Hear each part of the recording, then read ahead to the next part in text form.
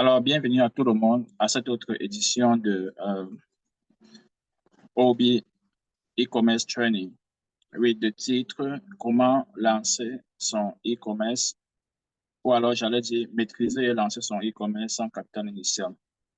C'est l'objet de notre programme.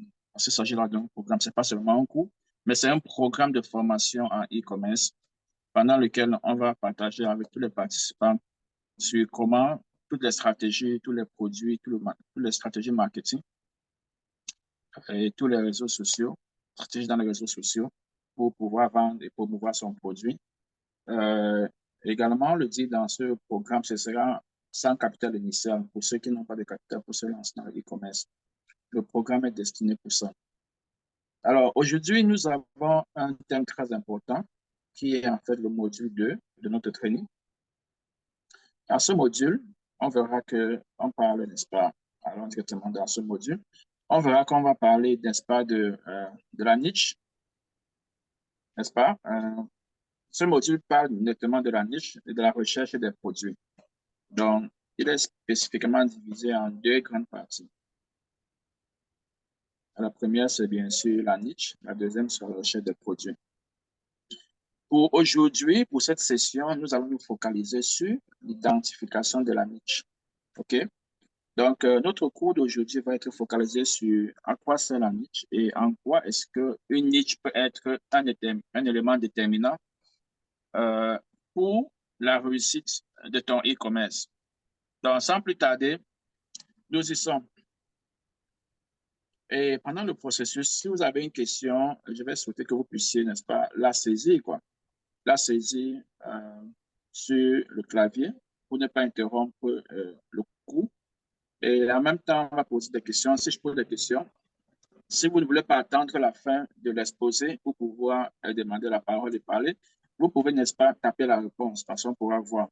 La première question que je pose, c'est de savoir, de pouvoir vous taper sur le clavier votre nom et la ville à partir de laquelle, ou alors le pays à partir duquel vous participez au training. OK, le nom, par exemple, ça peut être Joseph Abidjan, par exemple, Côte d'Ivoire. Ou encore Jean, euh, Washington, D.C. Ou encore Adèle, Los Angeles, ou Californie. Ou encore Jean-Paul, France. Donc voilà, je encourage que, et ça me permet, n'est-ce pas, de pouvoir savoir que vous pouvez échanger avec nous. OK? Et en même temps, ça me permet de savoir dans quelle partie du monde vous vous retrouvez. D'ailleurs, que le programme OBI est un programme qui permet à chaque entrepreneur dans le développement de son business. Le programme OBI, c'est un business incubator, une plateforme en ligne qui permet l'incubation des business pour tout Africain vivant dans n'importe quelle partie du monde. Alors, sans plus tarder, revenons à notre thème du jour, qui est l'identification de sa niche. Comment on peut bien le comprendre et le voir dans le contexte d'une entreprise de e-commerce? Une niche fait référence, n'est-ce pas, à un segment spécialisé du marché qui s'adresse à un groupe spécifique de clients ayant des besoins, des préférences et des intérêts uniques. OK? J'espère que chacun parvient à cerner cela. Et si vous ne parvenez pas à comprendre, vous pouvez toujours poser la question. Gardez votre question, écrivez-la pour la poser à la fin. Ou encore, vous pouvez la taper pour saisir la question. Alors, au lieu de cibler un large marché, une entreprise de commerce électronique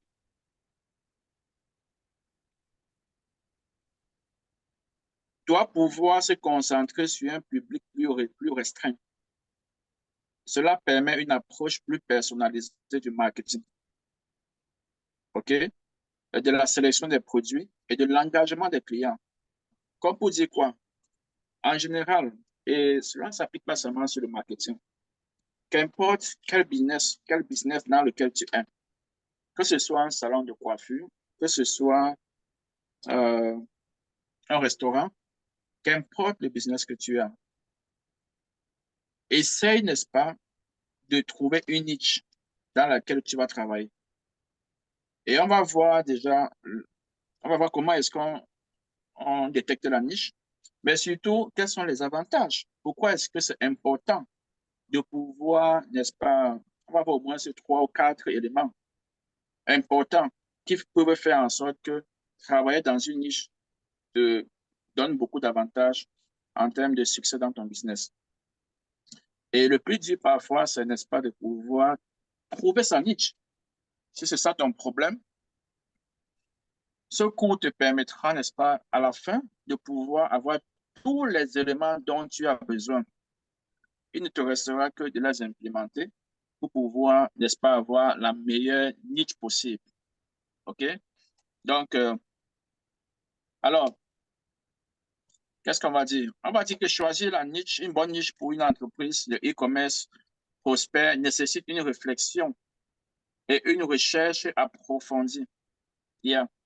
Si tu veux réussir, il y a le travail de recherche. C'est pour ça que j'ai mis recherche en grand.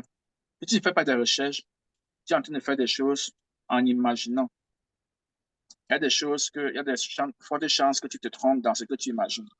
Alors, si tu fais des recherches, tu vas découvrir des choses qui sont surprenantes, qui sont quelque chose dont tu ne pensais pas. OK? Par exemple, dans, la niche de, par exemple, le modèle de business d'Amazon, par exemple, lorsque je découvrais, par exemple, des produits que je vais choisir pour mon business, ça n'avait rien à voir avec ce que je pensais ou ce que beaucoup de personnes vont penser. Parce que les chiffres t'aident à prendre on appelle ça informed decision en anglais, des décisions qui sont motivées, qui sont soutenues par des éléments. On appelle ça en anglais informed decision. OK. Donc, ce qui va suivre représente quelques étapes pour vous aider à choisir votre niche. Alors, si choisir une niche a été un problème pour toi dans tout business que tu fais, à la fin de ceci ou à la suite de ce qu'on est en train de voir maintenant, vous pourrez comprendre comment ou alors quelles sont les étapes à suivre pour, n'est-ce pas, avoir une meilleure niche. Sans plus tarder, allons à la page qui va suivre.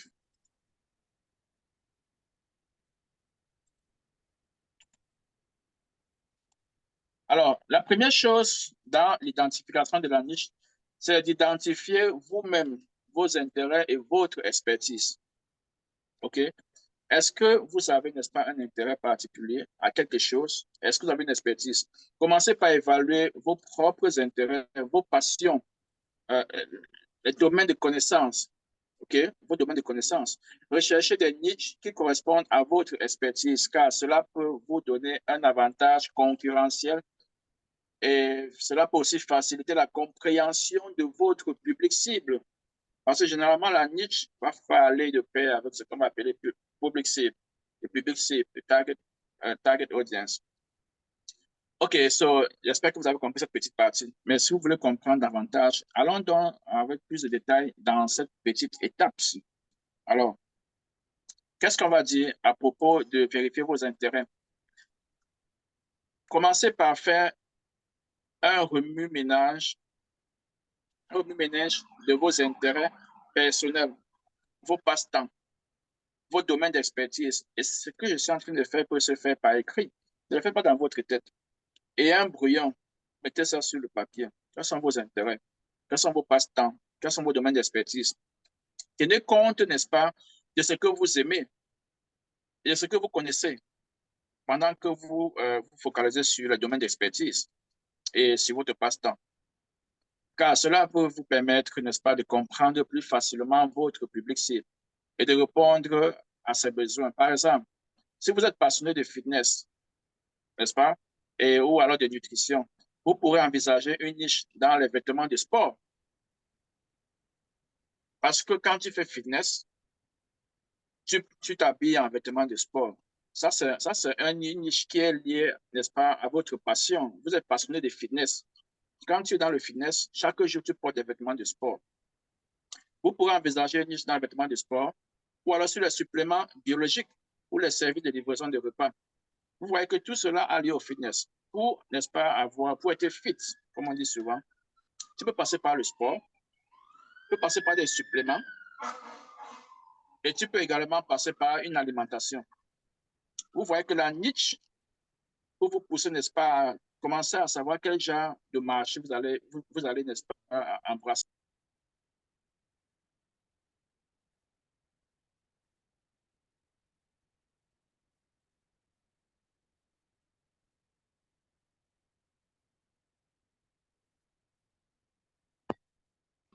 OK,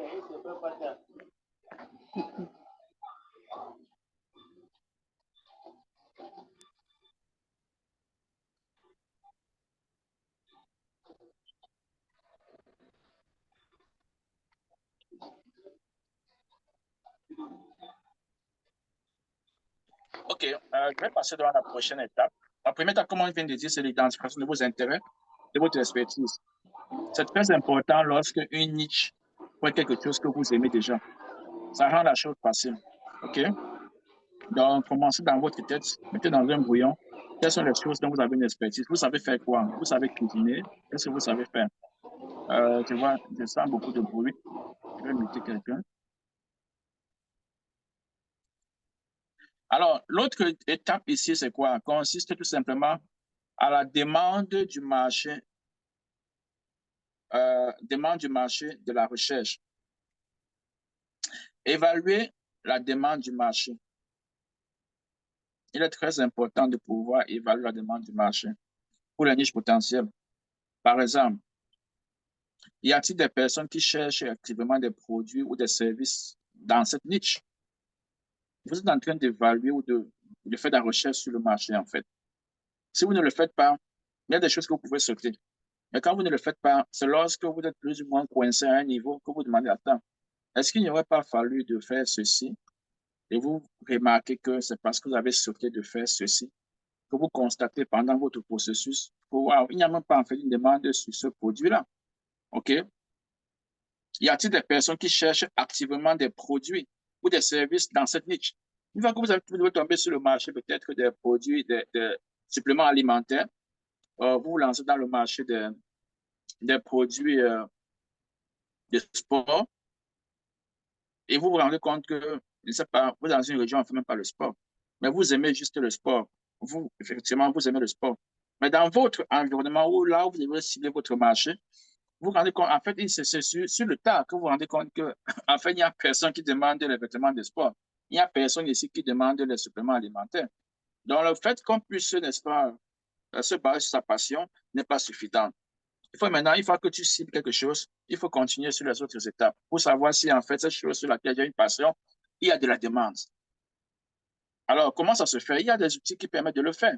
Ça qui va suivre dans notre développement. Alors, utiliser les outils techniques pour chercher, pour la recherche, n'est-ce pas, du marché pour des niches potentielles. Parce que vous aurez, n'est-ce pas, des niches potentielles. Et vous pouvez identifier, n'est-ce pas, plusieurs niches potentielles. Et pour chaque niche, vous pouvez faire, n'est-ce pas, des recherches pour savoir s'il y a du marché, s'il y a de la demande, s'il y a de la demande dans ce produit ou pas. Voilà comment est-ce qu'on évolue dans la recherche ou l'identification. Des outils de recherche de mots-clés, okay, tels que Google Keyword Planner, SEMrush et Hef peuvent vous aider à identifier le nombre de recherches mensuelles de mots-clés et expressions pertinentes. Ça veut dire quoi? On a, n'est-ce pas, des outils qui peuvent nous permettre, n'est-ce pas, de savoir combien de fois en un mois, par exemple, des gens demandent, par exemple, des tennis de sport. Si j'ai envie de me lancer dans le marché des tennis de sport, parce que je suis passionné de sport. Il y a des outils qui vont vous permettre. Aujourd'hui ou maintenant, on est passé sur la phase pratique. Lorsqu'on va sur les phases pratiques, on pourra, n'est-ce pas, entrer et en live, chacun de vous va, n'est-ce pas, partager les niches potentielles pour elle. Et on va, n'est-ce pas, faire des recherches pour pouvoir voir dans dans un espace géographique même bien défini, on va voir quelle est la demande de ce produit là-bas. Et c'est là, n'est-ce pas, la demande, n'est-ce pas, le volume de la demande, n'est-ce pas, peut pousser à être plus motivé ou moins motivé. Alors, qu'est-ce qu'on dit? Les plateformes des réseaux sociaux tels que Facebook également, Instagram, peuvent également fournir des informations sur les tendances et les discussions populaires. Également, dans Facebook, si tu vas dans Facebook, tu tapes un mot ou alors un utile, tu pourras voir quelles sont les discussions qu'on fait autour de cet outil-là. Est-ce qu'on le fait parce qu'on va acheter ou alors c'est plus justement pour faire demander des explications sur ce produit? Donc, Facebook, Instagram, les réseaux sociaux peuvent vraiment être des éléments pour vous aider, n'est-ce pas, à pouvoir comprendre le marché ou la demande, le niveau de demande d'une niche potentielle pour vous. Alors, de plus, les forums et les communautés en ligne liées à votre niche potentielle peuvent vous donner une idée du niveau d'intérêt et de la demande. Si, par exemple, tu dis, voilà, tu veux, ta niche, c'est les femmes enceintes ou bien l'allaitement maternel, il y a des niches, il y a des forums où tu peux accéder pour pouvoir savoir quel est l'intérêt que les gens donnent, n'est-ce pas, à ce produit spécifique. Et quand tu connais leur intérêt, tu pourras savoir ce qui les pousse davantage à aimer ce que tu comptes vendre. OK? Et quand tu aimes ce qu'ils comptent vendre, tu peux même savoir les limites qu'ils ont parfois sur certains produits qu'ils ont eu à prendre chez X ou Y, chez tel ou tel fournisseur. Ça fait que dans votre produit, vous allez créer une différenciation, vous allez vous démarquer pour pouvoir résoudre ce problème quand vous lancez votre produit. Alors, qu'est-ce qu'on dit? On dit par exemple, si vous envisagez une niche dans le monde, dans un mode durable, vous constatez peut-être qu'il existe une demande croissante d'options de vêtements écologiques basées sur la recherche des mots-clés. Le dictionnaire de forum sur la durabilité. C'est ce que ça veut dire par exemple. Lorsque vous êtes motivé par la mode, vous pouvez, n'est-ce pas, accéder dans un forum qui parle de mode et qui parle, n'est-ce pas, enregistrant bien sûr des mots-clés liés à la mode et qui parle de pourquoi est-ce que, comment est-ce que ce produit peut continuer à être une niche.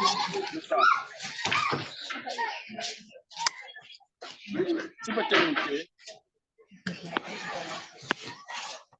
On te voit, tu peux te muter. OK, donc on va procéder. On vient de voir que la demande, n'est-ce pas, la demande du marché pour la niche potentielle est un élément déterminant. Ce n'est pas seulement l'intérêt que tu as. Alors, allons voir quelle autre étape est-ce qu'on peut traverser lorsqu'on essaie d'identifier, circonscrire notre niche. Alors, qu'est-ce qu'il faut faire? Une fois que tu as une passion pour quelque chose, tu as étudié le marché, tu as pu constater qu'il y a de la demande. Qu'est-ce qu'il faut faire? Il faut, n'est-ce pas, évaluer la concurrence.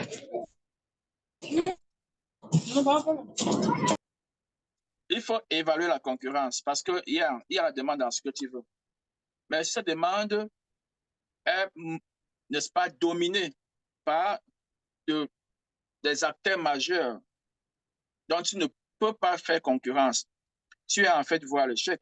À moins que tu aies un angle vraiment spécifique, tu as un élément qui va vraiment te faire te démarquer de ces gros produits, de ces gros poissons qui sont déjà présents dans la place sur le marché.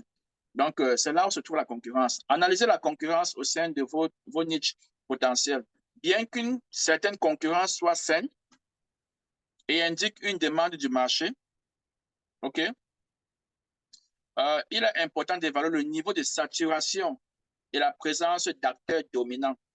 Vous pouvez pouvoir évaluer s'il n'y a qu'un ou deux acteurs dominants. Vous dites, OK, on va y être. On n'est pas dominant, on va prendre notre petite part de marché. Mais s'il y a tellement d'acteurs dominants, donc si presque tout le monde qui est là est tellement au-dessus de toi, et que tu ne sais pas comment te différencier, réfléchis encore. Et que tu n'as pas un élément, par exemple, que ces acteurs dominants n'ont pas. Parce que tu peux être un petit, mais tu as quelque chose dont tu sais que ces autres acteurs dominants n'ont pas. Alors tu vas focaliser dessus. Et quand les gens vont connaître, découvrir ce que tu as de différent, ils vont venir vers toi, bien que tu ne sois qu'un débutant. Alors, recherchez des niches avec une concurrence modérée ou des domaines où vous pouvez vous différencier efficacement. C'est ce que j'étais en train de dire. Donc, vous savez que vous voyez donc que c'est important d'avoir une évolution dans la recherche de votre niche. Est-ce que c'est tout? Une fois qu'on a fait ceci, voyons voir s'il y a autre chose qu'on doit connaître lorsqu'on parle de concurrence. Analysez la concurrence au sein de votre niche potentielle pour comprendre le niveau de saturation, identifier les opportunités de différenciation. Effectuer une analyse des concurrents en examinant les magasins, par exemple, de e-commerce existants. Right? Vous voulez vendre les chaussures. Vous pouvez, n'est-ce pas, effectuer une analyse des concurrents en regardant ne serait-ce que leur boutique en ligne de vos concurrents. Donc, vous devez en fait connaître les noms de d'autres personnes, magasins en ligne qui vendent aussi les chaussures, ou du moins le style de chaussures que vous vendez. Vous devez pouvoir y aller. Quand vous y allez, vous découvrez leurs forces et leurs faiblesses, par exemple. Euh, Ça veut dire que vous allez découvrir les offres. Quelles sont les offres qu'ils ont? Est-ce que vous pouvez faire la même offre? Est-ce que vous pouvez faire une meilleure offre? Vous allez utiliser leur stratégie de tarification, par exemple. À combien est-ce qu'ils vendent? Est-ce qu'ils vendent, ils font la livraison gratuite? Ça veut dire que le client ne paye pas les frais de transport. Est-ce qu'ils font, par exemple, des promotions pour attirer les gens à acheter leurs produits? Est-ce qu'ils accordent des réductions, par exemple? Ce sont autant de choses, n'est-ce pas, dont vous devez faire lorsque vous allez analyser la concurrence. OK? Vous devez analyser leur tactique de marketing. Quel est le marketing sur lequel ils s'appuient pour vendre? Et vous pouvez découvrir. On va voir tout ça lorsqu'on va entrer en détail. On va vous dire les outils, même jusqu'à leur publicité. Qu'est-ce qu'ils mettent dans leur, quel est le contenu qu'ils mettent dans leur publicité? On vous montrera comment est-ce que vous pouvez voir exactement ce qu'ils écrivent dans leur publicité. Parce que leur publicité ne va pas chez toi. Tu ne vas jamais voir leur publicité en ligne. Parce que leur publicité est destinée à leur cible. OK? Ils ont aussi leur cible. Donc, ils ne font pas partie. Ils ont ce qu'on appelle leur avatar, leur avatar client. Toi, quand on te regarde, tu ne fais pas partie de leur avatar client. Donc, tu ne pourras jamais voir leur publicité. Ce qu'ils écrivent pour attirer les gens. Alors, si tu es nouveau, tu as besoin de t'inspirer, ne serait-ce que sur ce qu'ils disent à leurs gens, à leur cible, parce qu'ils ont aussi leur cible principale qui n'est pas toi, comme ils disaient tantôt. Vous devez savoir ce qu'ils disent là-bas pour pouvoir captiver l'attention des gens. Et ce cours est destiné pour ça. Je vous le dis, tout ce dont vous avez besoin vous sera permis d'avoir accès. OK? Alors, le tactique de marketing, c'est important. Et les avis des clients, effectivement, dans leur site, vous allez voir les avis des clients. Qu'est-ce que les clients disent à propos de leurs produits? Il y a, n'est-ce pas, les sites de vente où les gens pourraient, n'est-ce pas, déposer leur avis. Alors, des outils comme Spyful ou SimilarWeb peuvent fournir des informations sur les sources de trafic. Par exemple, vous pouvez savoir où est-ce que, à partir de quelles sont les sources de trafic que mon concurrent utilise pour ramener les gens chez lui. Il y a plusieurs sources. OK, ça peut être, n'est-ce pas, le Facebook, ça peut être Instagram, ça peut être LinkedIn, ça peut être YouTube. Il y en a beaucoup. Peut-être c'est TikTok, peut-être c'est les forums, peut-être c'est WhatsApp. Donc, peut-être c'est Google tout simplement. Donc, vous devez être capable de voir où est-ce que vos potentiels clients prennent votre potentiel concurrent, prennent leur source de trafic. Les gens qui viennent leur acheter des choses, d'où viennent-ils? Il y a des outils qui permettent de le faire. OK? Et la concurrence et la présence en ligne de vos concurrents. Et en même temps, comme on dit, l'application vous permet, n'est-ce pas, de voir, d'avoir des informations sur les sources de trafic et la présence en ligne de vos clients. Dans cette même application, vous permet de voir quelle est la présence en ligne de vos clients. Ça va vous aider. Recherchez des niches avec une concurrence modérée. On a eu à le dire déjà.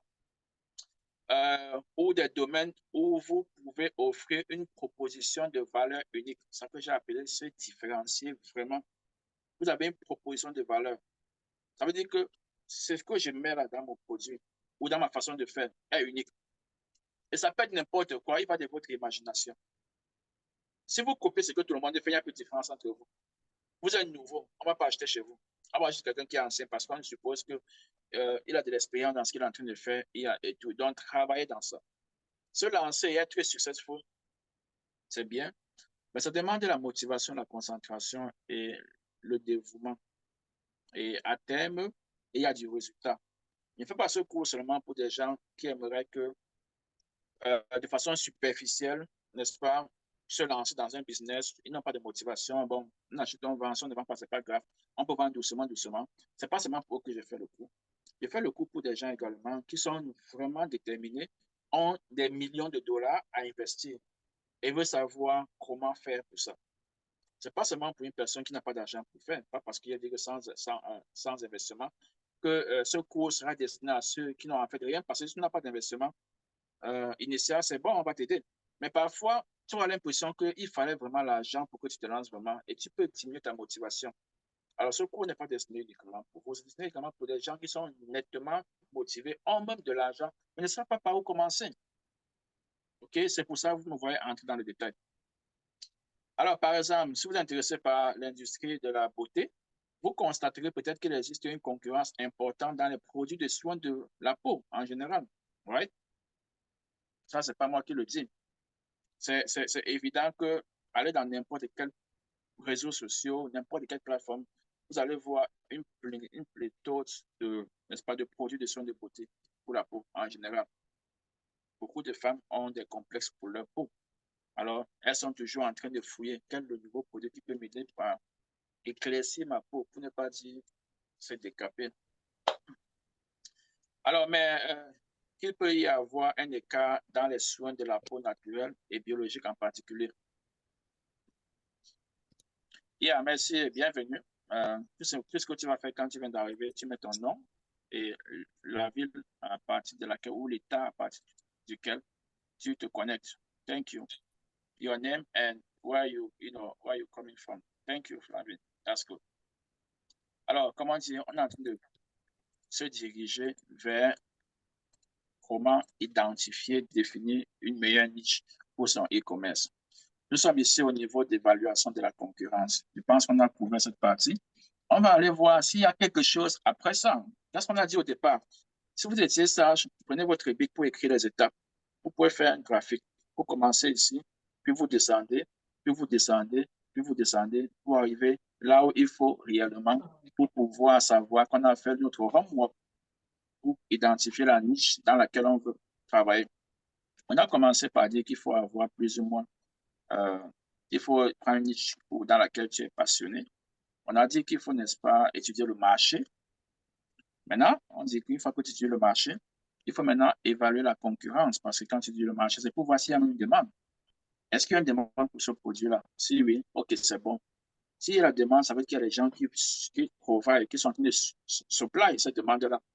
Alors, est-ce qu'ils sont tellement nombreux, que si j'y vais, je vais m'écraser? C'est ça la concurrence, l'étude de la concurrence. On vient de couvrir ici. Qu'est-ce qu'il y a donc après ça? OK? Il faut, dans la concurrence, il faut maintenant aller vers ton public cible. Okay? Définissez votre public cible dans la niche choisie. Tenez compte des données démographiques, psychologiques, psychographiques et des problèmes spécifiques des clients. OK? Comprendre votre public cible vous aidera à adapter vos produits, vos messages marketing et votre expérience client en conséquence. Ça veut dire ce que le client va penser de vous lorsqu'il consomme votre produit. Quand vous pouvez définir votre public cible, c'est important dans le choix de votre niche. OK? Qu'est-ce qu'on peut voir en détail dans l'étude du public cible? Alors, définir le public cible dans la niche, tenez compte de leurs données démographiques. On a regardé. Ça veut dire quoi? Ça veut dire qu'il faut connaître leur âge, leur sexe, leur lieu. Ça, ce sont les données démographiques. Où est-ce que mon public cible, quelle est leur tranche en termes d'âge? Est-ce que ce sont les gens de 18 à 21 ans ou encore des gens de 45 à 55 ans? Est-ce que ce sont des femmes ou des hommes? Où est-ce qu'ils habitent? Est-ce qu'ils habitent en campagne ou en agglomération? Donc, c'est autant de choses que tu dois prendre en considération. Tout ça, tout ceci te permet de pouvoir avoir une stratégie marketing et un message que j'ai appelé un message ciblé. On va voir ça à la suite de ce qu'on va couvrir aujourd'hui. Une fois que tu connais, tu as ces éléments sur ton public cible, la cible au potentiel, ça t'aide nettement dans tout ce que tu es en train de même le contenu que tu vas créer. Le contenu que tu vas créer pour attirer ou pour éduquer même ta niche, selon que c'est une personne de 18 ans ou que c'est une personne de 56 ans, ça ne peut jamais être la même chose. Même si c'est pour le même produit. Même si c'est pour le même produit, un enfant de 18 ans n'aura peut-être pas la même compréhension qu'un adulte de 55 ans. Il y a ce que le 55 ans voudrait comprendre dans ton message. Il y a ce que l'enfant de 18 19 ans veut comprendre dans son message. Même si les deux vendent de la même chose, quand il perd des chaussures, par exemple, ou bien un téléphone. À 55 ans, on utilise le téléphone.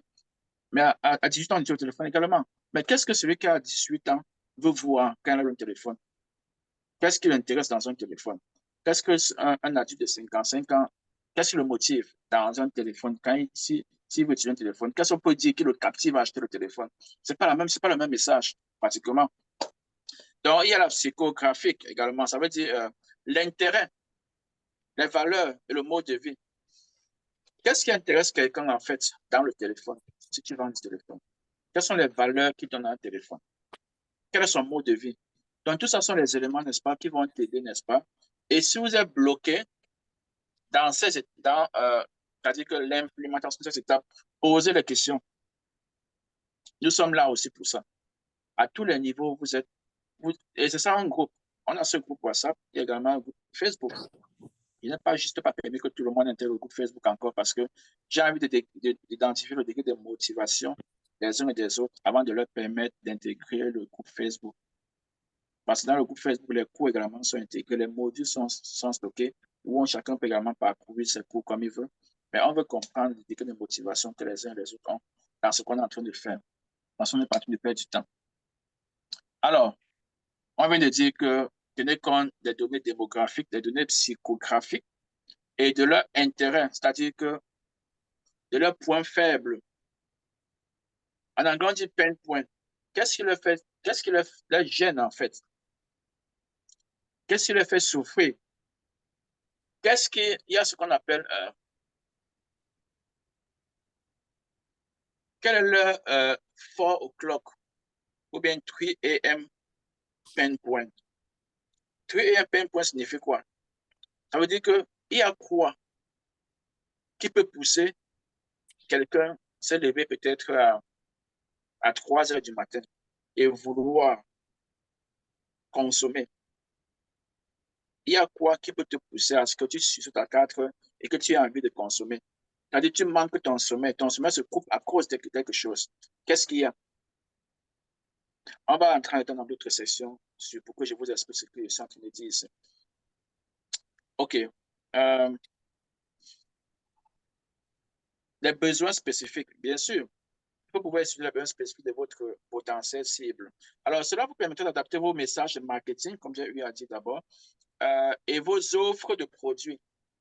OK? Si un adulte, par exemple, un jeune, par exemple, quand il utilise le téléphone, il n'aime pas, n'est-ce pas, les pochettes.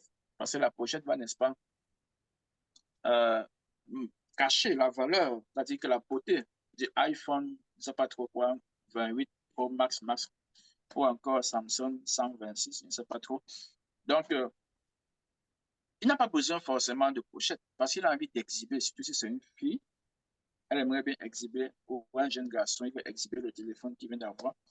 Mais un papa de 35 ans, il va dire 45 ans, 50 ans, il a besoin que son téléphone soit protégé pour pouvoir, n'est-ce pas, durer le plus longtemps. Alors, l'offre que tu vas faire aux jeunes est différente. Dans son offre, si tu as 50 000 jeunes à qui tu parles, dans ton offre, tu n'as pas besoin de mettre, n'est-ce pas, je vais dire, le case, comme on appelle souvent. Qu'est-ce que tu peux intégrer, par exemple, dans l'offre? L'offre, ce n'est pas le produit. L'offre, c'est tout ce qui encadre le produit. Il y a un produit principal, d'autres éléments qui peuvent créer une bonne offre. OK? Alors, tu peux par exemple dire quoi? Les clics. On sait que les jeunes aiment les écouteurs sans fil. Même les écouteurs qui n'ont pas de fil, parce qu'ils veulent, n'est-ce pas, être free dans ce qu'ils sont en train de faire. Dans ton offre, ce sera le téléphone. Ben, il y aura aussi quoi?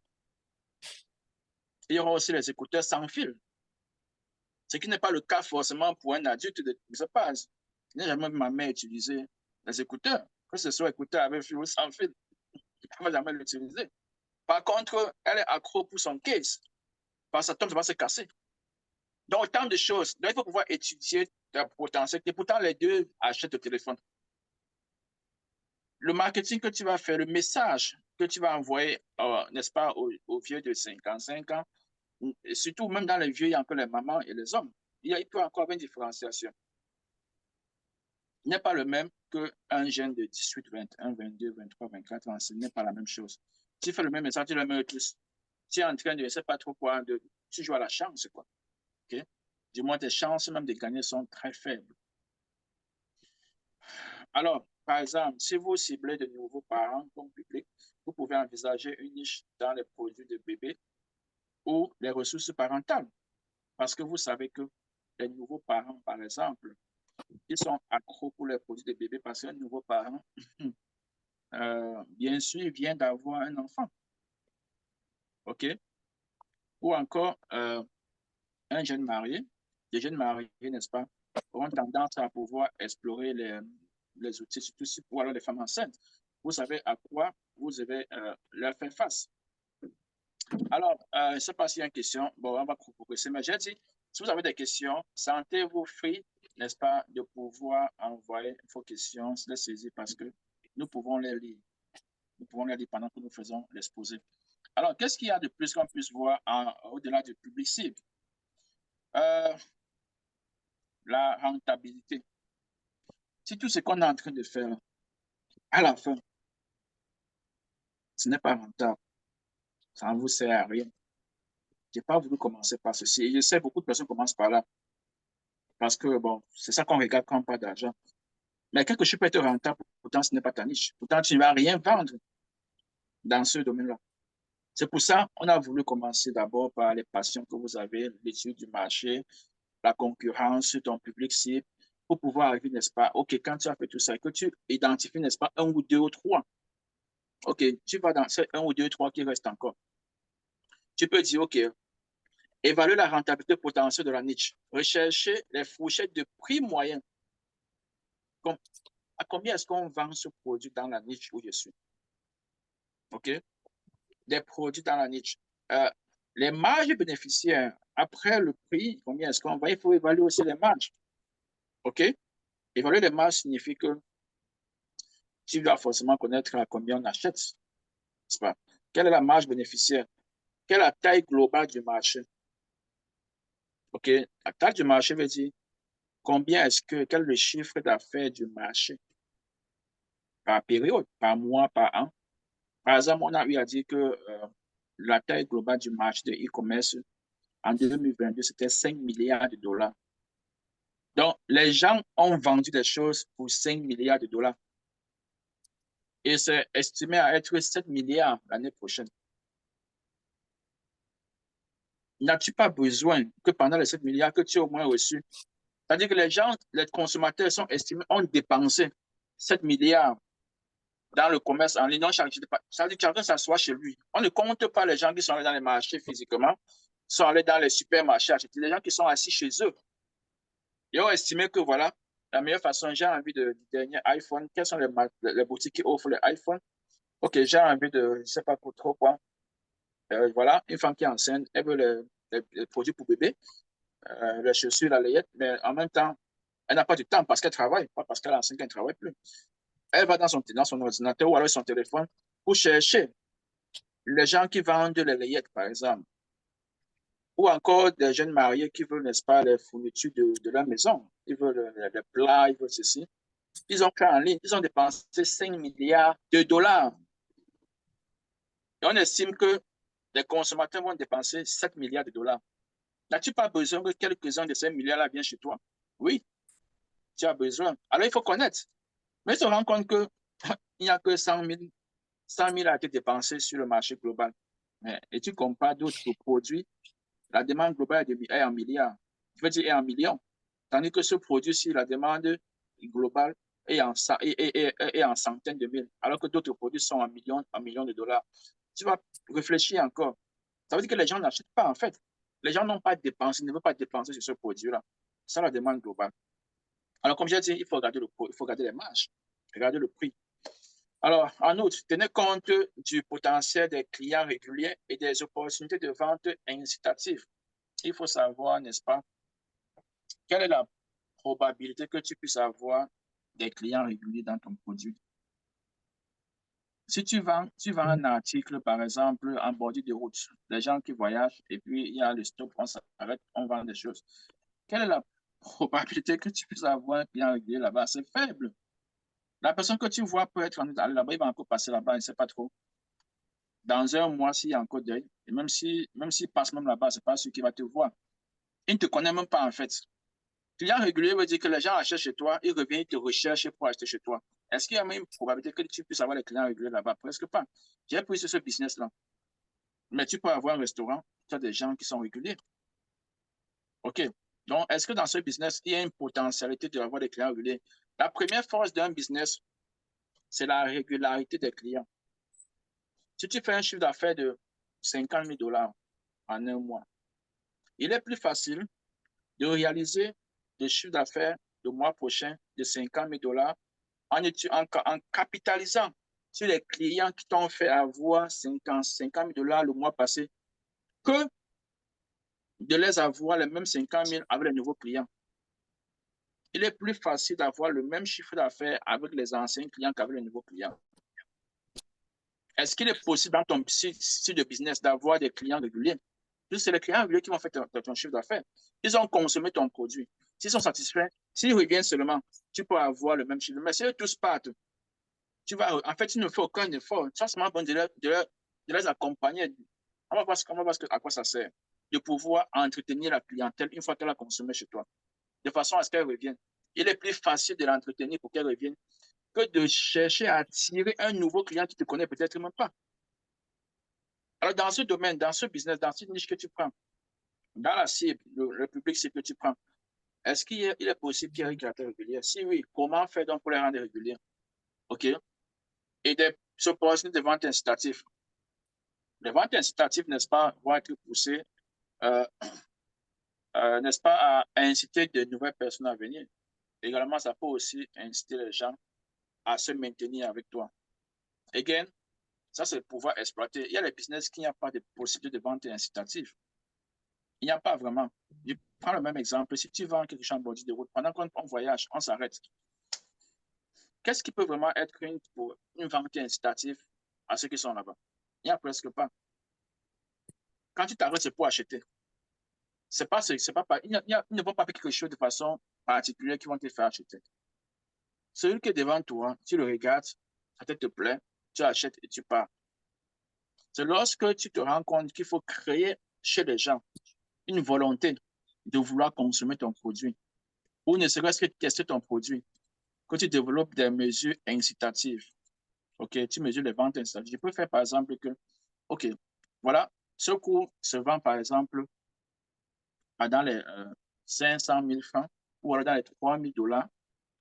Une mesure incitative que je prends, je dis, voilà, vous avez seulement à payer 10 000 francs si tu es au Cameroun ou 500 $ si tu es en Europe pour obtenir le même programme que les gens vont payer 3 000 $ hors du Cameroun ou encore 500 000 francs vivant au Cameroun.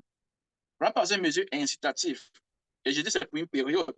Parce qu'après les 6 semaines, évidemment, ceux qui ne sont pas dans le programme, intègrent le programme payer au minimum 500 000 au Cameroun pour participer au programme ou encore 3 000 $ si tu es hors du Cameroun. C'est cette mesure-là qui fait que les gens vont adhérer à ce qu'on est en train de faire maintenant. Donc, j'espère que l'exemple que j'ai fait pour vous permettre de comprendre. Parce que tu veux parfois que de nouveaux clients viennent essayer ne serait-ce que ton produit. Parce que comme j'ai dit, une fois qu'on a essayé, qu'on est satisfait, il est possible de pouvoir créer une clientèle régulière avec ce genre-là. OK? Et c'est on appelle ça le coût d'acquisition d'un client. Le coût d'acquisition d'un client permet que tu peux même perdre quand tu acquiers un client la première fois. On va voir ça dans le marketing en général. Alors, si on progresse, on voit quelques détails. Comment est-ce qu'on peut faire pour pouvoir faire ce que je suis en train de dire? Alors, évaluer la rentabilité potentielle d'une niche euh, en tenant compte des facteurs tels que la fourchette de prix moyen, on a eu à dire les marges bénéficiaires, la taille du marché, vous cherchez le prix du produit similaire à la niche. Oui, vous pouvez également chercher des prix similaires à la niche. Pourquoi? Parce qu'il y a des prix de substitution. Tu peux ne pas vendre un produit, mais tu peux vendre un produit qui satisfait euh, le même besoin, mais qui est un produit totalement différent. Vous ne comprenez pas, poser la question, je vais vous expliquer. OK? Quand vous posez la question, si vous n'avez pas compris, je vais vous expliquer.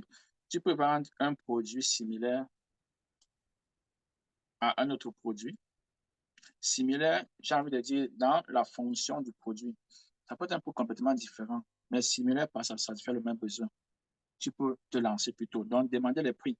Si par exemple, je ne sais pas trop quoi, on vend tu vends de la nourriture et puis quelqu'un vend un bonbon.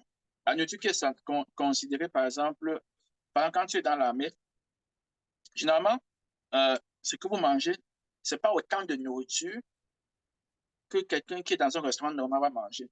Vous pouvez manger juste une barre, une petite barre comme ça. Une barre comme une barre de chocolat, mais ce n'est pas du chocolat. Mais cette barre va te produire la même satisfaction que quelqu'un qui a mangé deux gros plats de je ne sais pas trop quoi. Parce que en guerre, vous n'avez pas tout le temps de vous mouvoir, aller manger et tout ça, aller manger deux, trois, quatre fois dans une journée. On vous... Et puis, le produit que vous allez créer, c'est pour pouvoir nourrir des gens. Mais vous allez créer un produit qui n'est pas la nourriture, du moins qui n'est pas un plat de riz, spaghetti, haricots, mais qui va donner la même satisfaction. Et c'est par là, le prix est même plus opportun et la marge est plus grande. Vous voyez que finalement, vous vous orientez vers la production de ce genre de produits comparé à la production des plats de nourriture que vous êtes en train de vendre. J'espère que vous comprenez un peu ce que je veux dire. Alors, recherchez le prix des produits similaires dans la niche et évaluez s'il est possible pour vous de créer une entreprise rentable. En outre, tenez compte, n'est-ce pas, du potentiel des clients réguliers. On a eu à le dire, des opportunités de vente incitatives. Par exemple, si vous envisagez une niche dans les aliments pour animaux de campagne,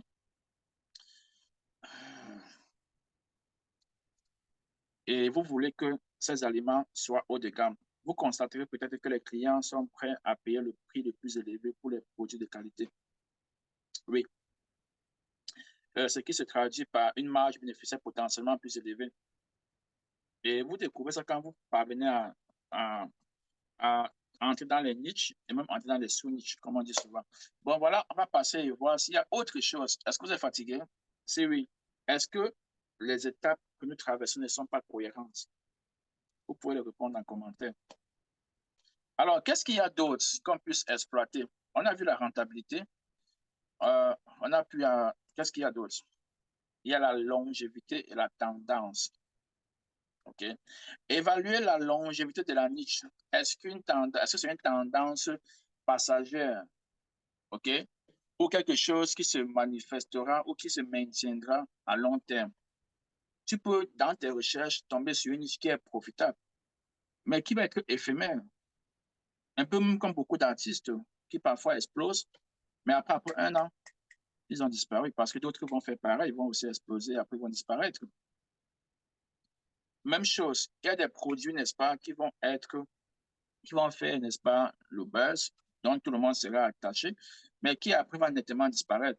Et ça peut être une stratégie, ça peut être une stratégie de seulement chercher des produits qui sont temporairement tellement demandés et tu fais ton plan. Tu peux faire même un plan de combien de temps ce sera demandé. Avant que ça n'expire dans le marché, tu as commencé encore à travailler sur un autre produit qui fait fort, même si tu sais que ça va disparaître, dont la demande va disparaître après peu de temps. C'est les études, en fait. OK? Donc, il faut savoir, il ne faut pas être surpris. Il ne faut pas être surpris qu'il n'y a plus de demande après. Comme si tu ne savais pas que c'est un produit qui ne va faire que 3 mois. Par exemple, les produits de Noël. C'est qu'après Noël, ça va finir. Ce n'est pas après Noël que tu es surpris qu'il n'y a plus de vente. Après Noël, c'est quoi? Il y a les produits de Thanksgiving, il y a les produits de quoi? De Saint-Valentin. Donc, avant que Noël ne finisse, tu as déjà programmé la production des articles qui se consacrent plutôt à Saint-Valentin. Quand Saint-Valentin finit, c'est quoi? Tu as programmé d'autres produits qui vont faire la tendance parce qu'il y a des événements qui vont faire que certains produits soient à forte demande, mais qui sera passager. Alors, si les niches à la mode peuvent être rentables, comme je dit tantôt, elles peuvent aussi être éphémères. Rechercher des niches avec une endurance et un potentiel de croissance. Évidemment, les produits de Noël, il n'y a pas de croissance à l'intérieur. Quand Noël est fini, c'est fini. Tu attends encore un an, tu relances encore. Il n'y a pas de croissance dans cette niche-là. Mais ça peut être rentable. OK? Ça peut être rentable pour le moment, du moins pour l'instant, pour ce moment-là. Alors, qu'est-ce qu'on a encore à dire dans ce processus? Voyons voir s'il y a des éléments qu'il faut dire au-delà, n'est-ce pas? Lorsqu'il s'agit, n'est-ce pas, de la longévité et de la tendance. Évaluer la longévité de la niche et déterminer s'il correspond aux tendances à long terme ou s'il s'agit d'une mode passagère. On l'a dit précédemment. Considérer le potentiel de croissance et de durabilité de la niche. Considérer cela sont les études. Vous ne savez pas le faire. Demandez. Je dis encore, dans ce groupe, qu'importe ce que vous avez envie de faire. OK, je suis en train d'étudier la longévité du savon Maccabi, savon Anna, par exemple. Comment est-ce que je peux faire? Venez vous renseigner dans le groupe parce que là, le forum, le petit forum WhatsApp devient petit. Vous allez demander ça dans le groupe Facebook. Vous aurez tellement de solutions. Je pense que vous comprenez un peu. J'ai dit, dans ce groupe, la question que vous puissiez commencer votre business, l'implémenter. Donc, à chaque étape où vous êtes bloqué, posez des questions des experts ou même d'autres personnes comme vous, en fait, qui ont traversé cela, pourraient vous aider. Et j'ai pu le faire parce que j'ai fait partie de plusieurs groupes professionnels où j'ai vu comment est-ce que des solutions, des blocages peuvent être décelés par des modérateurs, des membres du groupe, des formateurs, des mentors ou même des membres appartenant au même groupe, parce qu'il y a quelque chose qui nous unit. Alors, recherchez les niches qui ont une clientèle stable et croissante. Gardez un œil sur les tendances émergentes, comme j'ai pu dire, au sein de l'industrie pour capitaliser sur les nouvelles opportunités. C'est ce que je viens de dire tout à l'heure. Vous ne devez pas être surpris que le 14 février arrive alors que vous pouviez capitaliser sur, je sais pas, les cartes de vœux, les roses ou bien les crousses, comme on fait souvent, proposer des crousses pour les gens qui vont aller en tournée pour avoir leur Valentin ou leur Valentine. Vous capitalisez, vous commencez à les toucher dès janvier ou même dès décembre. Vous commencez à les toucher pour dire voilà, préparez votre tournée Saint-Valentin comme ça, comme ça, comme ça. Vous allez capitaliser. OK, ça, ce sont une nouvelle opportunité. Alors, qu'est-ce qu'on a à dire? Accessibilité et logistique. Je n'ai pas voulu, je sais que vous allez peut-être trouver ça long, mais j'ai voulu vraiment vous donner tous les éléments dont vous avez besoin. OK, lorsque vous passez dans la recherche de niche. Également, si vous êtes dans un début, beaucoup de travaux ne vont pas être faits, n'est-ce pas, avec munici dans toutes les étapes et scruter chaque élément. Il y a des étapes que vous allez survoler, mais parce que en fonction de l'importance de votre business, il n'y aura pas trop de conséquences. OK? Mais je dis, je n'ai pas voulu survoler, j'ai voulu donner tous les éléments parce qu'il y a des gens qui suivent ce cours, mais qui ont 5 000 $, 6 000, 10 000 $ déposés, mais ne savent pas comment faire. N'ont pas les besoins ou bien ne veulent pas dépenser, du moins pour l'instant, pour engager un cabinet qui va faire tout ceci pour eux, ou même qui va leur informer et faire ça pour eux. Voilà, on met ça à votre disposition pour que si vous pouvez le faire, ça vous aide. Vous ne pouvez pas, vous êtes bloqué, demandez de l'aide, on va vous assister. Alors, considérez la faisabilité de l'approvisionnement et de la livraison de produits dans la niche choisie. Okay? Examinez la disponibilité des fournisseurs, la logistique d'expédition et toute considération juridique ou réglementaire spécifique à la niche. Qu'est-ce que ça veut dire? Lorsqu'on dit de considérer la faisabilité de l'approvisionnement et de la livraison des produits dans la niche choisie, c'est important parce que vous ne pouvez pas lancer si vous ne savez pas si vous pouvez fulfill. On appelle ça en anglais. Fulfill veut dire qu'il faut que vous vous approvisionnez pour pouvoir livrer quelqu'un. Comment tu vas livrer quelqu'un, je ne sais pas comment t'approvisionner. Juste impossible. OK? Alors, recherchez la disponibilité des fournisseurs. Si vous ne pouvez pas vous approvisionner, parce que vous ne connaissez pas comment trouver les fournisseurs, c'est parce que vous allez vendre. Vous n'allez pas fulfill, vous n'allez pas pouvoir livrer la commande. Lorsque vous passez des commandes pour X ou X pour telle quantité dans votre produit. Donc, c'est important d'avoir des fournisseurs. Et on va voir comment on peut faire le type de fournisseur. Et il faut avoir des fournisseurs qui peuvent vous fournir des produits que vous avez l'intention de vendre. Maintenant, il va falloir fournisseur, ça veut S. Plusieurs fournisseurs, il faut étudier les fournisseurs, savoir quelle est la particularité de certains fournisseurs. Beaucoup de fournisseurs peuvent avoir chacun des fournisseurs, ils ont des différences, sont des éléments qui les différencient. Ce fournisseur, par exemple, te vend un article à bas prix, mais lorsque tu veux 1 million d'articles, il ne change presque pas sur le prix. Alors que tel autre fournisseur vend l'article à un prix plus élevé, mais lorsque tu dis que tu veux 5 000 pièces, il diminue. Tu veux 10 000 pièces, il diminue encore. Tu veux 100 000, il diminue encore. Au point, finalement, son prix initial devient inférieur à ce fournisseur qui te vendait la pièce à un prix légèrement inférieur à celui-là, qui finalement, à la fin, quand tu veux beaucoup, te donne un meilleur prix. Alors, évaluer la logistique d'expédition et toutes les considérations juridiques réglementaires spécifiques aux niches, telles que les certifications. Et un produit qui identifie une certification, travailler pour obtenir la certification pour les exigences de conformité, parce que c'est en ligne. Quand c'est en ligne, c'est quoi? C'est qu'il y a des choses que tu peux ne pas avoir et la plateforme se trouve tout simplement fermée. Parce qu'il y a une certification qu'on a besoin que tu présentes, on va présenter. Il y a, n'est-ce pas, une exigence de conformité. On voudrait que le produit soit comme ça, soit comme ça, soit comme ça, tu ne l'as pas fait. Et puis voilà, ta boutique est complètement fermée. Et ça, c'est surtout pour ce qu'on appelle les marketplaces, un peu comme les Amazon, okay, ou eBay, ou toute place où tu vas seulement dans l'écosystème, créer ta propre boutique et commencer à vendre. Ce n'est pas comme si tu ton propre site. OK? Par exemple, si vous souhaitez vendre des bijoux, faites à la main, assurez-vous que vous trouvez des artisans ou des fournisseurs fiables qui peuvent toujours fournir des produits de haute qualité. On n'a pas dit un fournisseur, on a dit des fournisseurs. Vous avez plusieurs. Parce qu'un peut vous faire le chantage, bien sûr. Bon, dernière chose, quand on a fait tout ça, vous avez souffert, vous êtes arrivé ici, qu'est-ce que vous faites? Également,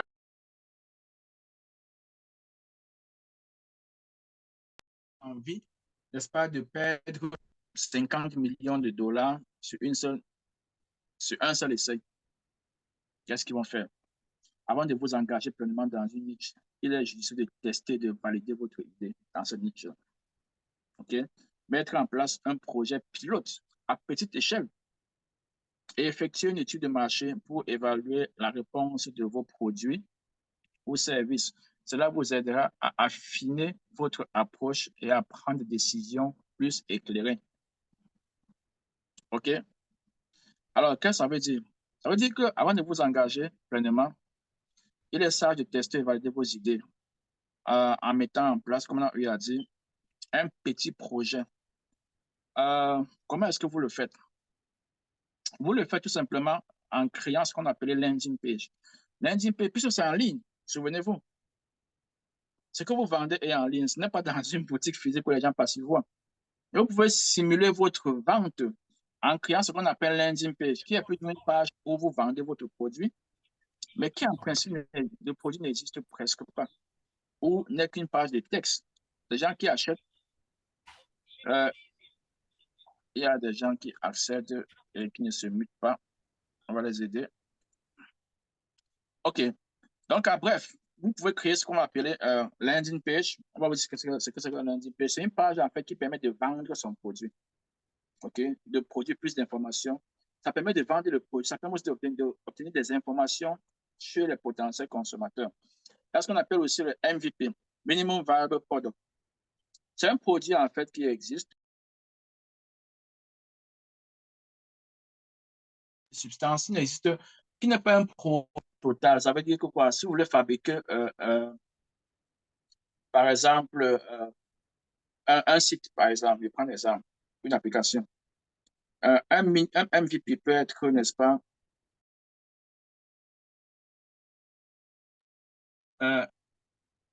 modèle de votre application qui n'a que les fonctions les plus essentielles. Vous n'allez pas attacher tout dessus, tout de suite. Vous allez voir si les fonctions essentielles même épousent, c'est-à-dire que l'attente des clients. Parce que toute autre chose que vous mettez ne sont qu'accessoires. Même chose pour les produits. Vous pouvez vouloir vendre un produit. Demandez de produire une petite quantité. OK? Le landing page permet, n'est-ce pas, de vendre votre produit virtuellement. Maintenant, le MVP permet d'avoir une petite quantité qui vous permet de tester le marché. OK? Et ça vous permet de faire quoi? De collecter les précommandes. C'est en ligne, n'est-ce pas? Ça veut dire que vous voulez vendre un produit, vous prenez une petite quantité peut-être de 100 au lieu de 1000 ou 5000. Alors, les gens commencent à passer la commande. Est-ce que les gens qui passent la commande, ça coûte un peu que 100? Vous ne connaissez pas. Imaginez que vous avez acheté 5 000, vous mettez sur le marché, personne n'achète, ou alors on n'achète que 100. Vous restez avec 4 000, combien? 4 900 articles invendus. Alors, vous avez produit ou acheté une petite quantité qui vous permet de passer, permet, n'est-ce pas, de pouvoir prendre les précommandes. Parfois, c'est ouvert que c'est une précommande. Parfois, ce n'est pas connu. La personne qui achète ne sait pas qui l'achète comme ça avant qu'on va prendre chez le fournisseur. C'est vrai qu'en ce moment, la marge n'est pas très élevée, mais on est encore dans une étude de test et de validation du produit. C'est un peu comme c'est quand il te donne l'argent que tu investis vraiment chez le fournisseur pour prendre. Dans cette allure-là, à un niveau, tu te rends compte que waouh, il y a du marché, il y a du business. Alors, tu te lances maintenant pour prendre 5 000, 10 000 pièces parce que tu es en train de voir l'allure. OK? Donc, quand vous le faites, ça vous permet de commencer à collecter les précommandes et ça vous permet de collecter également les commentaires des clients potentiels. OK, parce que le commentaire peut être une question par rapport à ton produit. Vous dire, est-ce que vous faites ça, est-ce que vous faites cela? Comment est-ce que vous faites ceci? Quelles sont les conditions de ceci? Ça vous permet de comprendre toujours le produit. Donc, ça vous aide toujours. OK? Utilisez la publicité en ligne ou le marketing des réseaux sociaux pour générer du trafic et mesurer le taux de conversion. Également, on a dit ça. Trouvez des moyens pour envoyer des gens dans votre plateforme, landing page, pour pouvoir voir s'ils vont épouser, n'est-ce pas, ce que vous avez à leur offrir. Ce processus vous aidera à affiner votre approche et à prendre des décisions plus éclairées avant d'investir beaucoup de temps et surtout de ressources dans votre produit que vous voulez vendre. Les ressources peuvent être aussi en termes de finances, en termes de temps, en termes de tout ce que vous pouvez imaginer. Alors, je pense que c'est ici qu'on n'a pas fini. Ce que je me trompe, lorsqu'il s'agit de pouvoir raffiner, faire des recherches, à traverser les étapes pour aller découvrir notre niche. Ne vous sentez pas intimidé. En pratique, c'est très facile. OK? En pratique, vous pouvez, n'est-ce pas, utiliser 3 ou 4 de ces éléments-là et valider votre produit sans problème. Mais j'ai dit, il y a des gens qui voudraient, n'est-ce pas, qui ont un département de marketing, qui voudraient savoir comment est-ce qu'ils vont faire pour se rassurer, minimiser les risques qui devraient suivre les étapes. C'est pour ça que j'ai partagé cela avec vous. Mais également, en fonction de la densité de ton produit, tu peux seulement te focaliser sur la rentabilité et dire, voilà, on vend ça à 500 francs. OK, je sais où on prend, je sais pas, à 200. Donc, je peux faire 300 de bénéfices et te lancer. Ce n'est pas parce que tu n'as pas fait une étude pour voir s'il y a demande qu'il n'y a pas la demande. OK? C'est pas parce qu'on n'avait pas vu, regardez s'il y a, il y a les gros vendeurs, les gros poissons dans ce business, que ça veut dire qu'ils existent forcément et qu'ils vont t'empêcher de vendre. Non. Donc, et quand je dis, je partage avec vous tout ceci, mais en fonction des ressources que tu as, du temps que tu as, tu pourras voir et ensemble, vous pouvez dire voici les demandes que j'ai. Quelles sont, s'il faut que je n'ai pas le temps pour traverser toutes les 10 étapes ou les 15 étapes, s'il veut prendre 2 étapes, tu me proposes de prêter attention sur quelles 2 étapes. Quelles sont les 2 étapes primordiales dont tu me proposes de prêter attention? Je ne peux pas faire les 30 étapes. Donc, il faut normalement faire. Et j'aimerais tester le marché vraiment. Qu'est-ce que tu me proposes? Demandez cela dans le groupe ou dans le groupe Facebook. Vous aurez des propositions. OK? Ça, je suis un groupe interactif au groupe où on vient recevoir. Quand c'est recevoir, ça veut dire que toi qui reçois, il y a aussi l'intention que tu peux donner. OK. Alors, quelle est l'importance? Une fois qu'on a dit tout ça, pourquoi alors c'est important? Quelqu'un peut me dire pourquoi c'est important? Je m'arrête ici. Est-ce que quelqu'un peut se unmute et me dire pourquoi est-ce que choisir sa niche ou suivre certaines étapes pour choisir la niche peut être importante?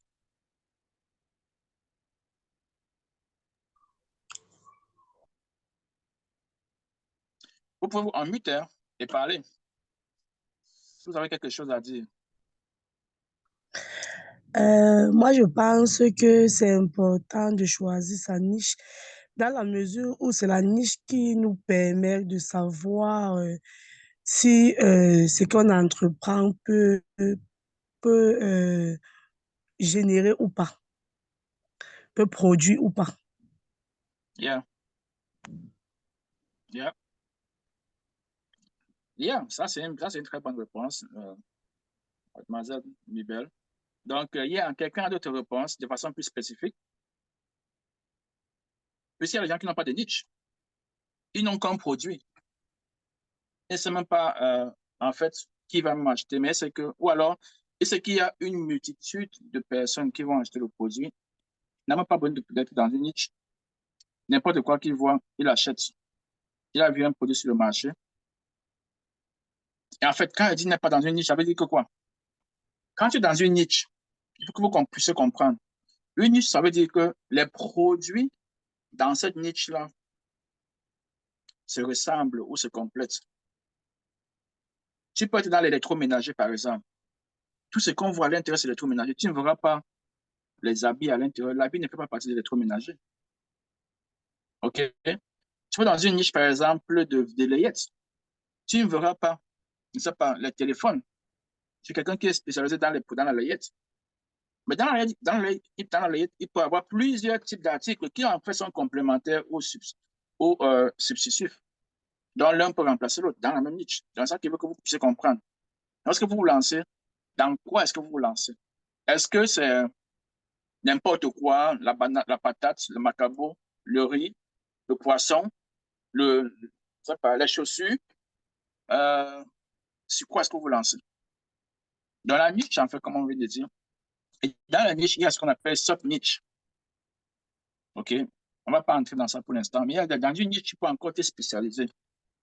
Par exemple, tu peux avoir une niche, n'est-ce pas, qui est la vente des accessoires de téléphone. Même dans la niche, dans cette niche-là, tu vas encore te spécialiser sur accessoires téléphone pour Samsung seulement. Dans un sub-niche. Donc, quand tu fais une publicité, tu ne vas pas dire, oh, pour ceux qui veulent les accessoires. Non, tu vas dire, vous les amoureux de Samsung. Voilà un sub-niche. Tu es dans l'accessoire de téléphone qui est une niche. Tu es encore maintenant dans le Samsung qui est un autre niche. Les consommateurs de Samsung, c'est à eux que tu parles. Ou encore de iPhone. Les consommateurs de iPhone, c'est à eux que tu parles.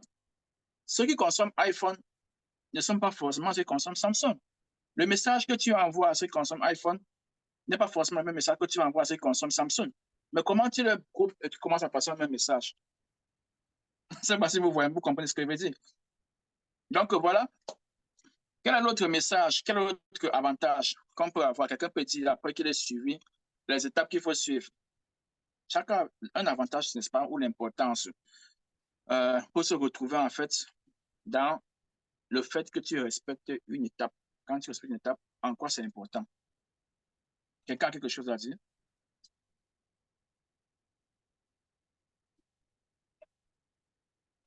OK.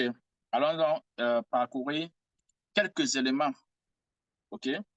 Quelques raisons pour lesquelles le choix d'une niche peut être important. Première raison, n'est pas forcément la raison la plus importante, mais on va la voir comme étant la première raison, c'est que quand tu as une niche, le ciblage est précis. Comme je viens de dire tout à l'heure, tu n'es pas en train d'envoyer un message dans l'air à tout le monde. Tu envoies un message à une catégorie de personnes dont, c'est-à-dire que la psychologie est bien définie, dont l'intérêt est défini, dont la situation géographique, dont le sexe même est défini si possible. Si tu es intéressé dans le choix de ta niche, okay? Une niche bien définie permet de cibler un segment spécifique de marché, ce qui facilite l'identification des besoins, des préférences et des problèmes spécifiques auxquels les clients de cette niche sont confrontés. Sachez que chaque chose que tu vends doit être une solution. Alors, si tu connais les problèmes spécifiques auxquels les gens dans cette niche sont confrontés, alors tu as gagné, tu as l'avance sur les autres. Tu as une avance sur les autres. OK?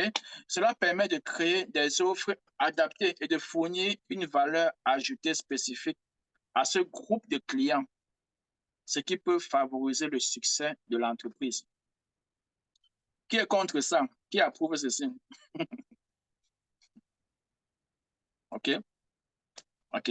Par la suite, qu'est-ce qu'on peut donc avoir comme étant autre avantage ou importance? Qu'est-ce qui peut donc matérialiser l'importance, n'est-ce pas, de la niche, ou alors du choix de la niche, ou alors d'un bon choix de la niche? Moins de concurrence directe. En se concentrant sur une niche spécifique, vous réduisez la concurrence directe avec les grandes entreprises et les acteurs établis. Pourquoi? Une personne qui vend les téléphones, par exemple, ou les accessoires de téléphone, qui a une grosse structure, a beaucoup, n'est-ce pas, d'emplois, beaucoup de ressources. Généralement, ils vont faire une publicité peut-être générale parce qu'ils ne vendent pas une seule chose. Ils vendent les accessoires pour Samsung, pour Nokia, pour Apple, et ils vont parler à tous ces clients au même moment. Si toi, tu t'es spécialisé, n'est-ce pas, sur les produits Samsung, la concurrence à l'intérieur est réduite. Parce qu'il y a très peu de personnes qui créent un produit, qui créent une offre, qui créent un message qui est destiné uniquement aux consommateurs Samsung. Très peu. Les gens créent des publicités, des offres aux consommateurs de téléphonie en général, ou d'accessoires téléphoniques en général.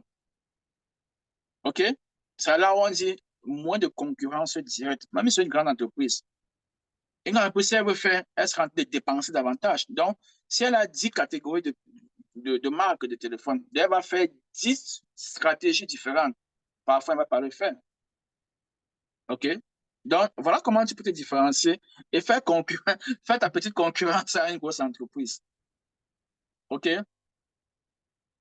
Donc, voilà, qu'est-ce qu'on va dire encore? On dit qu'en se concentrant sur une niche spécifique, vous réduisez, n'est-ce pas, la concurrence directe avec les grandes entreprises et les acteurs établis.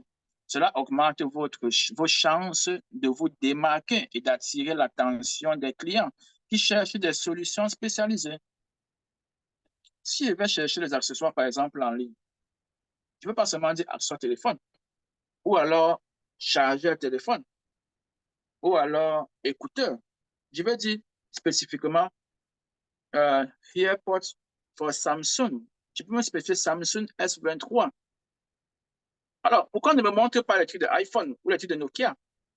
Imagine quelqu'un qui a fait une publicité axée sur Samsung, écouteur Samsung. C'est lui, en fait, que la plateforme, le moteur de recherche va envoyer. C'est lui que Facebook va envoyer. C'est lui que Google va envoyer. C'est lui que YouTube va envoyer. Si tu as créé des contenus autour de cela.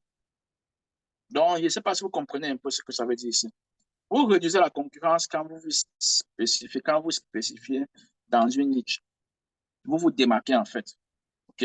Et puis, vous devenez performant dans votre petit périmètre-là.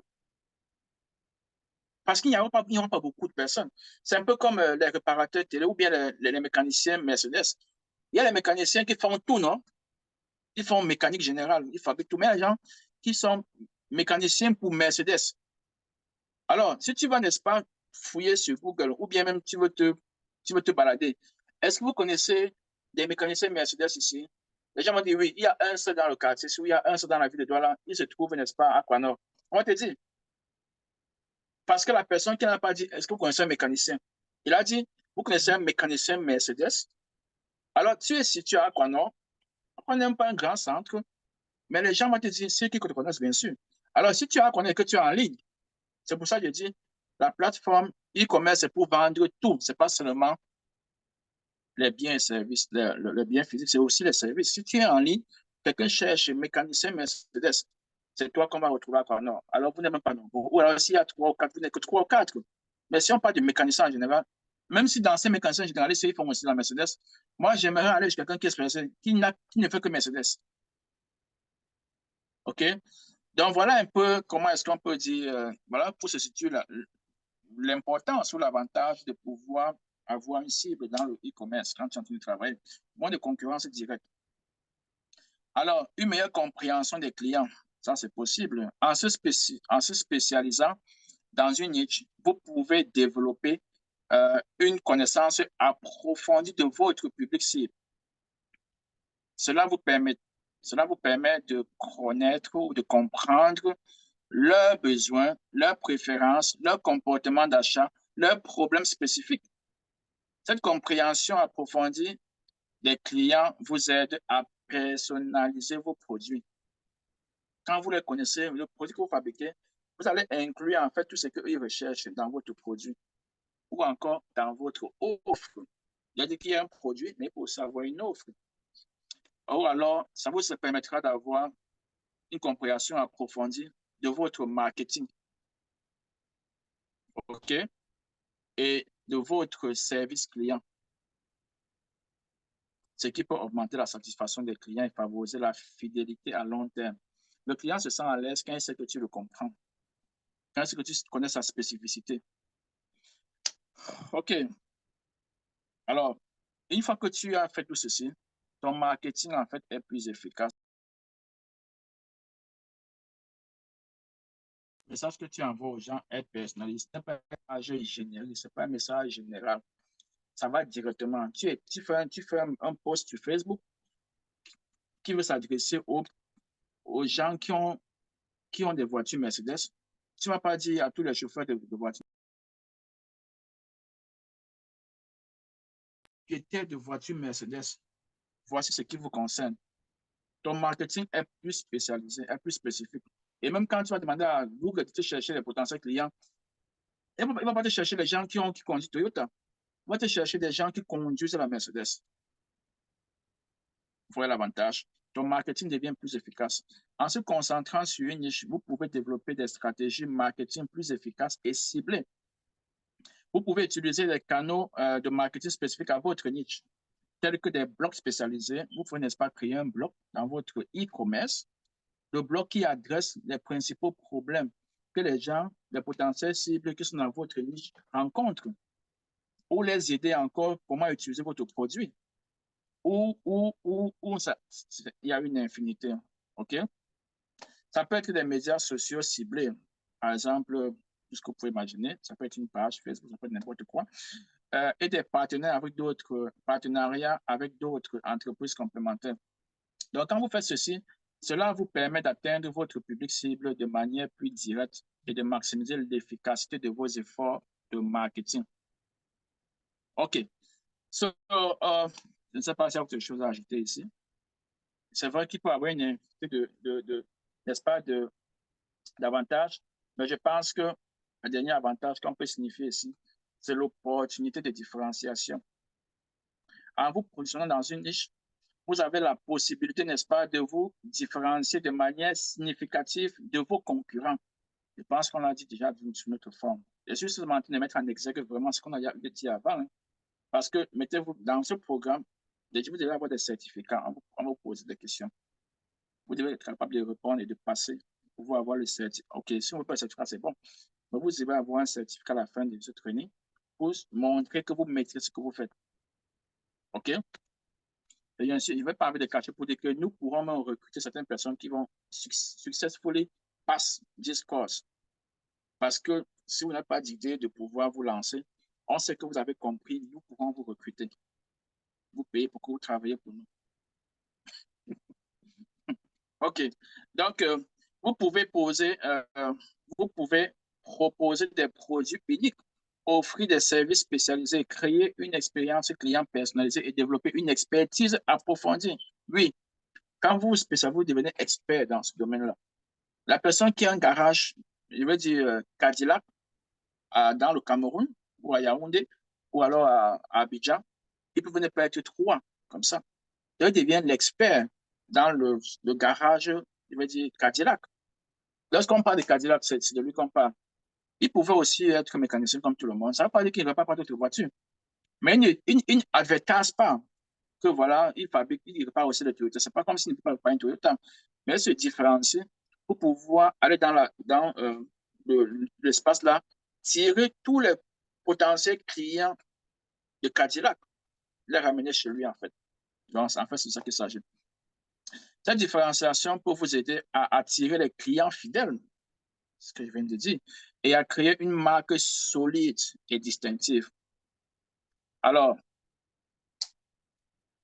on va donc dire qu'il est important de noter que choisir une niche ne garantit pas automatiquement le succès. Vous devez faire tout ce qu'on vient de dire là. Mais à la fin, on va quand même ajouter que il est important de noter que choisir une niche ne garantit pas forcément automatiquement le succès. D'autres facteurs tels que la qualité des produits, le service client, la gestion des opérations et le marketing efficace surtout sont également essentiels. OK? Mais rien de ça ne peut fonctionner si au départ, tu n'as pas choisi une bonne niche. Si tu as envie de faire le choix d'une niche, quand tu passes par la niche. Alors, cependant, une niche bien choisie peut jouer un rôle clé dans la réussite d'un e-commerce en fournissant une base solide pour la croissance et la fidélisation des clients. Désolé que ceci a été plus long. Et ça, c'est même pas la fin du module. Ça, c'est une partie du module. Et j'ai pensé que c'était impératif, important que je puisse développer ainsi pour qu'on puisse comprendre ça. Je n'ai pas voulu survoler. Parce qu'en pratique, on ne va que chercher à implémenter ce qu'on a vu ici. OK? Alors, à ce niveau, est-ce qu'il y a quelqu'un qui a une question ou un commentaire? Ça va? On a fini. Allô, Quelqu'un a une question ou un commentaire? bonsoir. Oui, Bonsoir, frère. bonsoir. Bonsoir, Emmanuel. Je viens d'arriver. Vraiment, il n'y avait pas de lumière dans notre quartier. Et comme je n'ai pas d'Android, j'avais été victime d'une agression. Bon, je n'ai pas Wow. l'Android pour le moment, donc je travaille seulement sur l'appli. L'ordinateur. Mhm. Ah, OK, OK. Je comprends. Je n'ai vraiment pas suivi grand-chose. Mais la fin m'a beaucoup intéressé parce que la spécialisation de la niche est très importante. Ce que j'ai compris là. Yeah. Maintenant, j'aimerais savoir si peut-être, vous savez, il y a des gens qui ont plusieurs compétences au Oui, même moment. oui. Maintenant, ils trouvent une niche. Est-ce qu'il est possible qu'il y ait des sous-niches dans sa niche? Par exemple, quoi? Bon, si je prends cet exemple, comme tu as parlé du garage, Oui, il, euh, il estime qu'il peut être en même temps expert en Mercedes, expert en Toyota. Donc, il fait des sous-niches ou alors des sous-domaines dans sa niche oui, oui. et il les présente séparément. Yeah, évidemment. Évidemment, c'est pas pour dire que quelqu'un ne peut pas avoir deux niches. En fait, il a deux niches. Euh, OK. il a deux sous-niches, si tu peux. Il a une niche qui est le garage. Tu vois, il est dans le garage. Maintenant, il a la première sous-niche qui est euh, euh, Mercedes. L'autre sous-niche est quoi? Toyota, par exemple. Il Ouais. est évident dans ces deux-là. Quelle est la niche qui a plus de concurrence? Toyota, right? Toyota, sûrement. Voilà. S'il a les moyens seulement de faire un programme marketing, il va se baser sur quel programme? Toyota ou bien Mercedes. Mercedes. Parce qu'il y a beaucoup d'opposés Ah, dans le Mercedes parce ah, qu'il y a moins de concurrence d'accord. là-bas. Et les gens, Ah, d'accord. n'est-ce pas, peuvent, n'est-ce pas, penser que quand quelqu'un fait Mercedes, en fait, il peut aussi faire Toyota. En fait, il est allé, il a traversé Toyota, il a dit, je vais faire ce qui est au-delà de Toyota. Il allait faire Mercedes. Donc, c'est pas comme s'il peut rater tous les clients de Toyota. Il peut les prendre aussi. Même s'il fait une campagne seulement similaire, OK, OK, je comprends comment vous faites. Est-ce que vous faites aussi la Toyota? Il va dire, oui, bien sûr, on parle aussi de Toyota. Mais quelqu'un qui fait une campagne axée sur Toyota, on va pas lui demander s'il repart la Mercedes ou pas. On ne va même pas. On sait que c'est un autre niveau. Donc, oui, il est possible, tu as plusieurs compétences, plusieurs expertises. Lorsque tu vas en marketing, lorsque tu dois promouvoir ton service, tu dois, même si c'est une boutique, est-ce que tu as une boutique qui fait la promotion de 50 articles au même moment? Non, Juste non. impossible. Il va faire la promotion de un article, n'est-ce pas? Tout à fait, tout à fait. Voilà. Il sait qu'une fois que tu achètes un article là, tu es dans sa maison, tu es dans sa boutique. Tu sais que tu marches, il t'a attiré, tu es entré dans sa boutique. Maintenant que tu entres, tu vois d'autres opportunités qu'il y a dans sa boutique. Si c'est en ligne, une fois qu'il t'amène dans son système, sûrement tu es surpris qu'il te propose aussi la sardine, il te propose ceci, il te propose à meilleur prix. C'est-à-dire qu'il fait le même marketing qu'il t'a fait mais un marketing intérieur, ce n'est pas comme s'il a été cherché avec ça. Une fois que tu es à l'intérieur, il te dit que voilà, si tu en passant, si tu as un élément de ceci, si tu as besoin de ça pour t'aider avec, donc tu vas choisir par quel angle est-ce que tu veux axer ton marketing. Tu peux avoir plusieurs articles que tu vends, tu peux avoir plusieurs expertises, mais choisir en général un expertise par lequel tu as envie de faire venir les gens chez toi. Ça fait ce que je veux dire. Tout à fait. Ça se comprend pour tout le monde. Excellent, c'est bon. D'accord. Une autre question?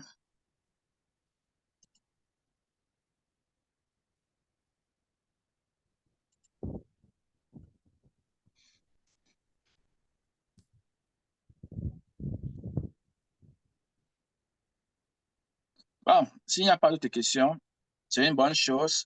Ça veut dire que ça a été très clair.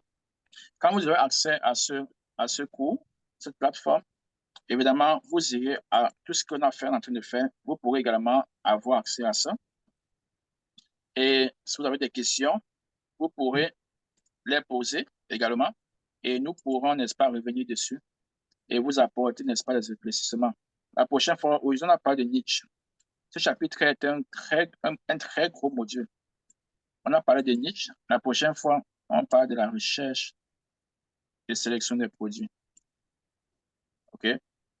Parce qu'il faut d'abord connaître ça, Nietzsche. On a dit qu'il faut savoir quels sont les besoins. Si tu connais pas les besoins, tu vends quoi là? Tu fabriques les produits, que tu fais les produits pour qui? Tu sais qu'ils ont besoin de quoi? Une fois que tu l'as fait, il faut rechercher les produits. Où est-ce qu'il faut trouver les produits? Ou alors comment trouver des produits? OK. Donc, voilà. On va s'arrêter à ce niveau.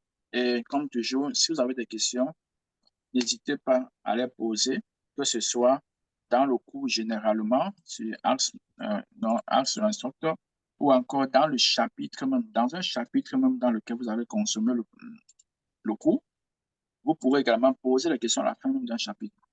Lorsque vous avez les éléments pour accéder, vous pourrez, n'est-ce pas, aller bénéficier de cela et poser les questions again pendant le cours, pendant la semaine, entre deux séances de travail. Posez les questions pour pouvoir être éclairé sur les questions, sur la confusion que vous pouvez encore avoir.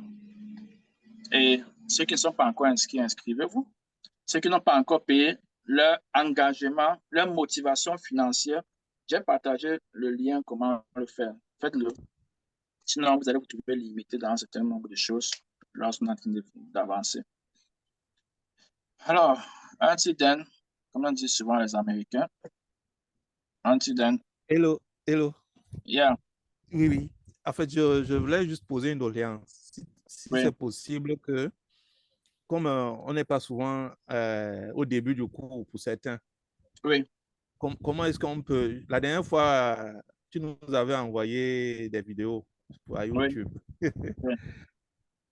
Parce que parfois, on prend le train en marche et on aimerait vraiment, comme on a perdu un certain nombre de choses, peut-être.